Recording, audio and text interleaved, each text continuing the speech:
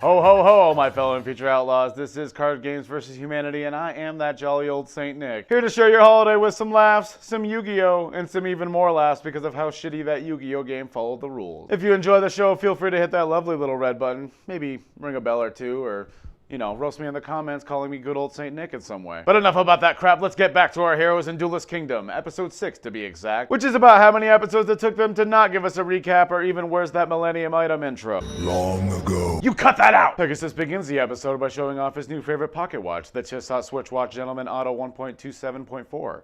What? I know some fancy things. Since he makes it abundantly clear that everyone here is a pro already, he claims that only the strongest duelists will survive. So naturally we cut to Joey, a relative newcomer among a sea of champions. Who the fuck just leaves two kids at a random bus stop at what looks like the side of a mountain where a car could just come around the corner at any time? For some reason, this specific beach that has no adult supervision is very important to Joey and his little sister, promising that if their parents get divorced, which they definitely will, he will bring her back to this beach so they can get crushed by rocks on the side of the mountain together. What a great day! I don't know what I really love more, the fact that he's wearing shoes on his hands for absolutely no reason, or the fact that he's supposed to be like 9 years old here and he sounds like a 22-year-old who's about 3,000 cigarettes deep. Our heroes turn to the left and see about 50 different duelists battling it out for star chips. Somehow they didn't notice this for the 5 minutes they were all already standing there. True, but not everyone here is a pro. Aren't they supposed to be? Joey tries to find a dueling arena in the meadow area where his warrior types will have the advantage. Is that true?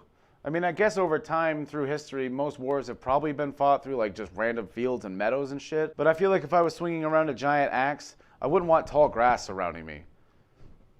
Maybe I'm just a bitch. Our heroes' ears bleed with searing pain as they encounter the call of the banshee named Mai, who is currently berating this man who had just lost a duel to her. I guess that's what happens when you dress like a poorly colored bumblebee bitch. Take her. Knock her out of the contest and off the island. Just a word of warning, gentlemen. If you meet a lady who can make that kind of face, you get the fuck out of there. Regional champion Mai challenges the novice Joey, who is too scared to duel, even though he was just claiming he was ready to take on anyone about 5 minutes ago. Then Joey says the same thing I end up saying to any lady on Tinder after about 5 minutes of conversation. Hey, do you have to be so insulting? Taya insists that Yugi help his friend Joey, but he straight up refuses, before Joey just convinces himself otherwise with classic bullshit such as, well, I almost finished my grandfather's training, so sure, why not, maybe. Joey tries to start the duel by attempting actual character development, asking Mai why she chooses the duel as a person. And while she probably does give one of the most superficial answers you could ask for, when you consider the fact that she has absolutely no agency of, Egyptian mystical powers, or the fact that both Yugi and Joey are fighting for their lives or people they care about in a situation they didn't really have much control over, you essentially end up with Joey trying to make her feel guilty by making money playing a game that she enjoys. Naturally, after training with Gramps, Joey begins the duel by setting Masaki the warrior, or something, with absolutely no back row or follow-up. Mai turns on her starts humming wildly, pretending she's a psychic that doesn't even need to look at her cards to make any plays. Summoning her signature monster, the Harpy Lady, in the mountain area, she gains a field power bonus, which allows Joey just to skip her turn and attack with a monster that was weaker anyways. And apparently putting aside the fact that land monsters can't attack flying monsters in this duel and this duel only, he still would have lost this battle in the first place.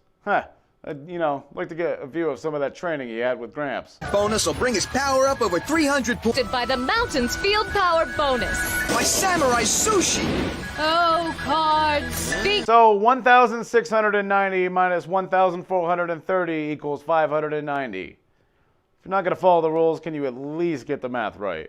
And I'll choose again without looking. Bitch, all you said was a trap card. Joey Wheeler, a man who learns from his mistakes, sets another land monster strong enough to combat against the Harpy, even though he's not allowed to hit her in the first place. This causes him to lose a few hundred more life points, despite the fact that they both have the same attack. I love it. The next 2 turns consist of Mai setting an equip card down, then telling Joey about it, choosing not to attack, while Joey sets the monster in defense position, allowing her to skip his turn anyways, equip the Cyber Shield, and attack, resulting in no change in game state whatsoever. Joey's confidence level goes up and down in this episode like a goddamn roller coaster, from a man who's ready to challenge Mai head-on to a broken little child who's affected by all words at all times. She's right, she's too much for me. Joey, it's been like 4 turns, which is ironically about twice as long as a normal game nowadays. Tay and Tristan yell at Yugi in the most 4Kids fashion ever, claiming that he must help his best friend Joey, who's so emotionally crippled right now that Yugi must transform. Let's see what he has to say. She's just trying to divide and conquer, a strategy that's been used for centuries. Believe me, I know. You know he's just flat out admitting that he's used this strategy to slaughter millions. millions as a noble pharaoh. Naturally, because we're only in episode 6 of this series, we have enough material for Joey to go into about 5 minutes of flashbacks before closing his eyes. Tapping into Ultra Instinct, he's able to finally smell Mai's bullshit. I mean the perfumes that she sprayed on all of her cards. Outraged that she ruined the PSA value of her cards by spraying them with yucky, girly smells, he summons the baby dragon to destroy her. Mai counters by using Elegant Egotist, turning a 1 harpy into 3, which scares Joey immediately because he's just not ready to handle 3 ladies at once yet. And naturally, because this isn't just a normal spell card and you can't have more than 5 monsters on your side of the field, you can just use this over and over to make an army of harpies, even though I'm pretty sure you're only able to attack with 1 monster per turn anyways. I could be wrong about that though. Yugi then gives Joey the perfect advice. Now think, what card in your deck will help you win? After what legitimately feels like half the frickin' episode, Joey finally summons the courage to just top deck the Time Wizard. And thanks to anime's 2nd level protagonist bullshit, he is able to use the time magic with absolutely no chance of failure, evolving his baby dragon and causing the harpies to wither and get old and lose their sex appeal. Joey then somehow attacks all 3 harpies at the same time with a fusion monster with no effect, inflicting 1100 points of damage to each one in the process and winning the duel in 1 attack. This duel was like 5 turns. Maybe 6? Just let that sink in for a second. Joey then ends the episode by explaining to Mai that you're not allowed to play Yu-Gi-Oh! Unless you have friends that you care about already. If you don't have any before you start playing, tough shit. Well, that's it for this week's episode. I want to thank you all for watching. I hope you all have a great Christmas or whatever the fuck else holiday that you celebrate that I'm probably ignorant to. 'Tis the season to be opening cards, so feel free to do so right after this episode. Tune in next week where we see a large stone golem stab the moon. I'm not even kidding. And of course, a shout out to all my patrons. I'm gonna need you all to drop what you're doing right now and, you know, fly in for the yearly photo. Your boss, your family, they'll all understand. It's very important. This has been the Man from Earth with all the girth, ladies and gentlemen. Merry Christmas, motherfuckers. If you enjoy the show, feel free to hit that. If you enjoy the show, Pegasus begins the episode by showing off his new favorite pocket watch, the Tissot Gentleman Auto Swiss Auto. Our heroes turn left and see about 50 diffy.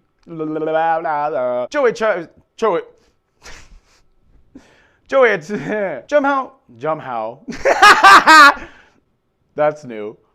Joey somehow. Jumhow. Jesus Christ, dude. That's gotta be like top 3 worst dyslexic moments.